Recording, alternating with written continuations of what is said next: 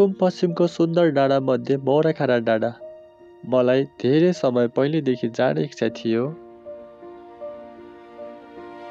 अनन्त आज त्यो इच्छा पूरा गर्न हामी 4 जना साथीहरूको समूह यात्रातर्फ निस्कियौं।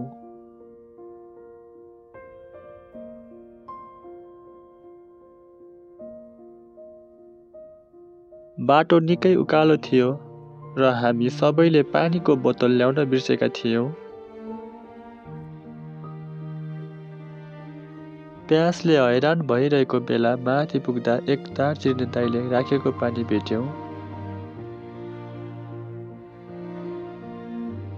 त्यो पानीले हाम्रो प्यास मेटायो अनि हाम्रो फेरि यात्रा सुरु भयो।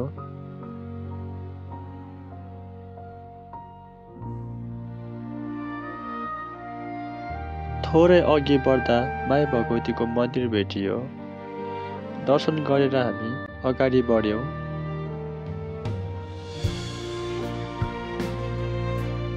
अनि चाक्ली मेला भन्ने गाउँ देख्यौं। त्यो गाउँ निकै सुन्दर र सफा थियो।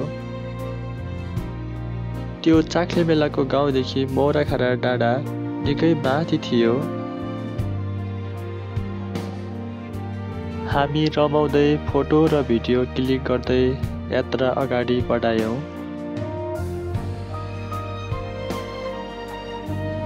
केही छिन पर पुग्दा हामीलाई भोक लागेको महसुस हुन्छ।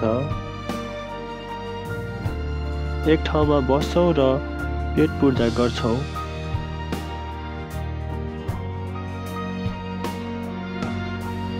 त्यो बेला गाउँका बासिन्दा आइपुग्नु भयो। हाम्रो परिचय सोध्नुभयो।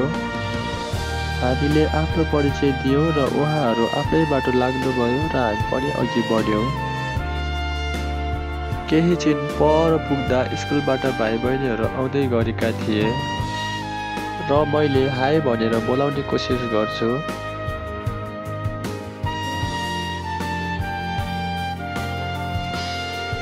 हाय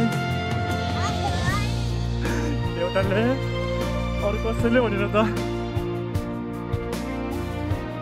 उनीहरू पढ्ने स्कुल यस्तो रहेछ। केही समयपछि टुरा भन्ने गाउँ पुग्यौं। सास फह हुन लागेको थियो।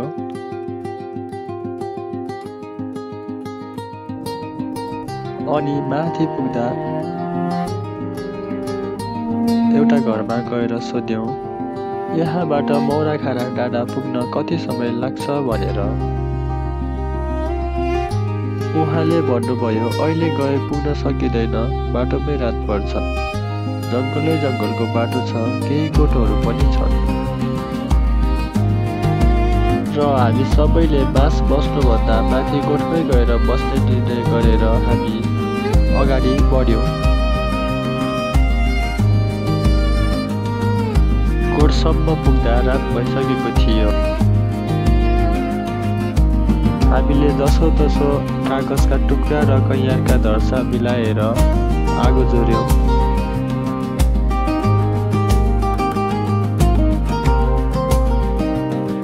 एउटा सानो भाँडो रहेछ, त्यसैमा चाउचाउ भनेर खायौं।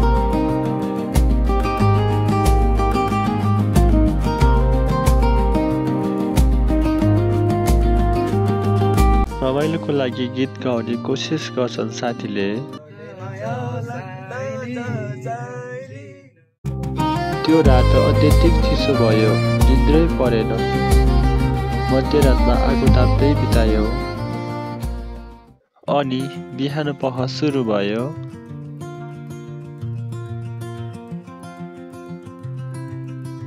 बिहान बिउजिँदा शरीर निकै थकित थियो।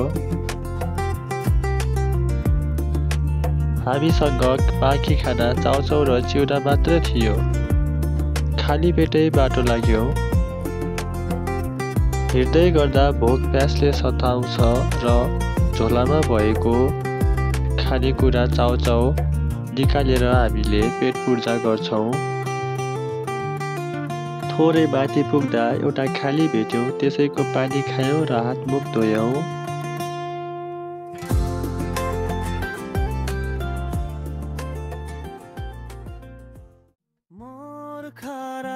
डाँडामा हावा चल्छ पातहरू फुसफुसाउँछन् गुनगुन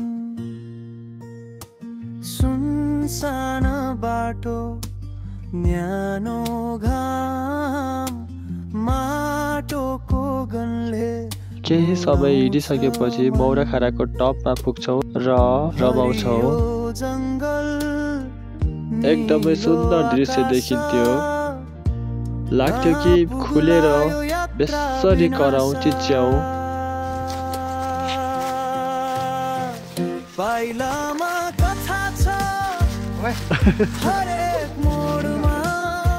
तर भोक र पानी प्यासले सताइरहेकोले तर चढ्न थाल्यो। बाटो निकै ओह्रालो र फिस्को थियो।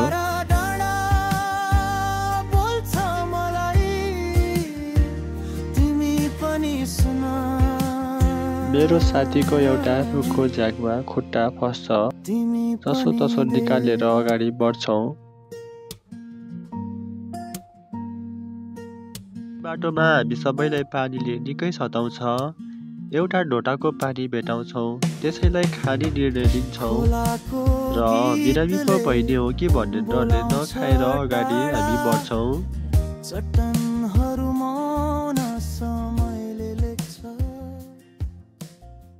त्यहाँबाट अलि तल पुग्दा बाटो निकै अप्ठ्यारो आउँछ। हामी दसो अगाडि बढिरहेका हुन्छौँ।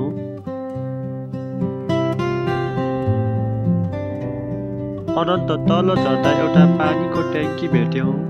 त्यहाँ बेसरी पानी खायौँ, प्यास मेटियो, तर अझै भोक बाँकी थियो।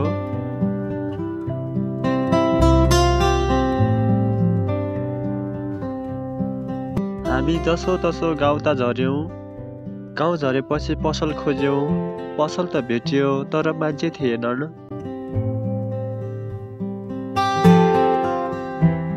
त्यो बेला एकजना बजु भेटिनु भयो। हामीले उहाँलाई भन्यौँ हामी माथि मौराखारा गएका थियौँ। बाटोमा आउँदा निकै भोक लाग्यो।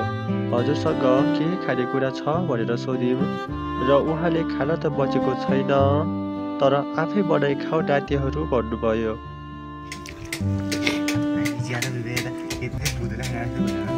एउटा बोईको घरमा आएर हामी यसरी भोकै आएर हालत यस्तो भएको छ। आइला अनि झलकले चाहिँ यहाँ पिठो मुस्दैछन् अनि मामाले चाहिँ उता भित्र ध्यालो ठ्याक ठ्याक ठ्याक ठ्याक बनाउँदै हुनुहुन्छ आगो जोड्नको लागि। अनि यो चाहिँ एउटा काम नपाएको मान्छे चाहिँ यता यहाँ छ। एउटा काम नपाएको मान्छे म भिडियो बनाइरहेको छु। अनि बिचरा झलक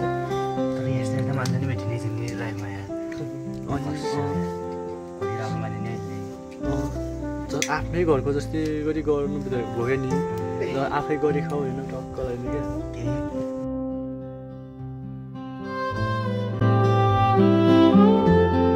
हामीले पेटभरि खायौँ र धन्यवाद दिँदै घरतर्फ बढ्यौँ।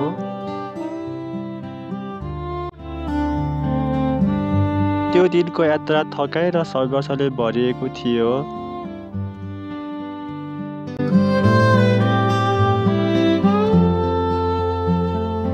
तर मौराखारा डाँडाको सौन्दर्यले ती सबै कठिनाइ भुलाइदियो।